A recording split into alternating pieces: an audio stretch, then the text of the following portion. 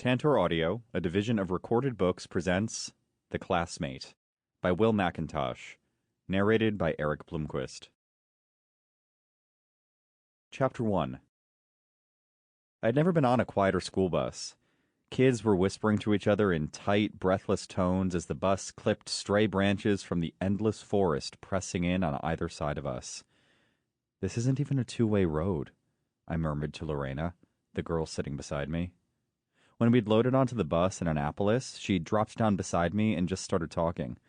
Normally, I wasn't comfortable talking to people I didn't know, especially attractive girls my age, but Lorena had made it easy, keeping the conversation going for 4 hours, effortlessly filling in the awkward pauses I created.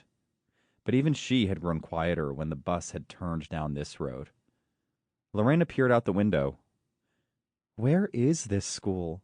My folks told me this would be the greatest thing ever for my college application, but I don't know about this. This is freaky." My mom had said the same thing. She'd said it was an educational program for the country's best and brightest. If it was successful, the government might expand it nationwide. She seemed to think the purpose of my entire childhood was to prepare me to get into a good college.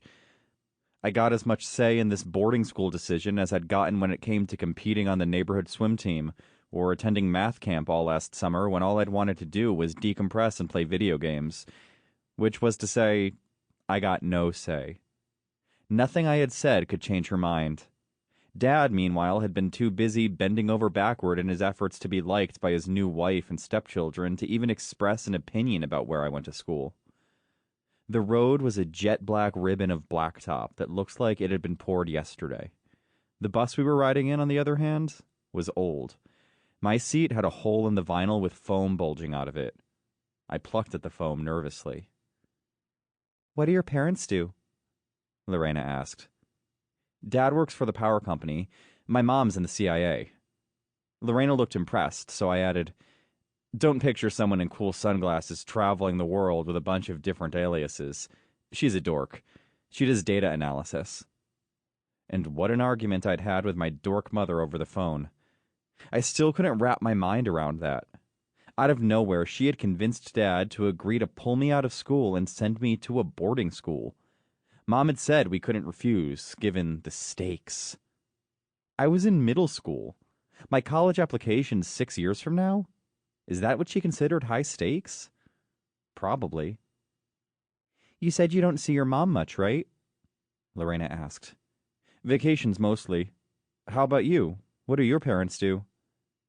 The bus broke out of the trees so suddenly it startled me. The question forgotten, we peered out the window. A high, black steel fence ran along the roadside like something out of a maximum security prison. Up ahead, massive security gates swung open as we approached. I watched them shut behind us, fighting a rising claustrophobic panic. Lorena pressed in beside me to get a better look. "What is this? Is this a school or a prison?" The narrow strip of blacktop took us into a wide, flat field, but I could see the fence curving around us in the distance. Why would there be a huge security fence around a boarding school? New places made me nervous enough when they didn't have giant fences around them. "Look at that!" a tall, skinny kid in the back of the bus called, pointing to my right. We were passing beautifully landscaped brick walkways and gorgeous park areas with fountains and benches. I reached for my phone to snap a few photos, then remembered we hadn't been allowed to bring our phones, because they interfered with your concentration. They distracted you from your academic pursuits. These were the same reasons I'd been given for why the school was in the middle of nowhere. All part of the plan to turbocharge our young minds, if we didn't lose them first. The wide brick walkway was lined with shops, including an ice cream parlor and an arcade. That I had not expected. At least there'd be something to do besides school. Still, this place was beyond weird. We pulled onto a loop road that ringed a big oval lawn. On the other side of the lawn sat a one-story brown brick deal with evenly spaced windows along the front that screamed middle school. As we got back to our seats, I wiped my clammy palms on my pants. Until now, I had held it together pretty well, but the sight of the school had my heart thrumming. I'd never... Sample complete. Ready to continue?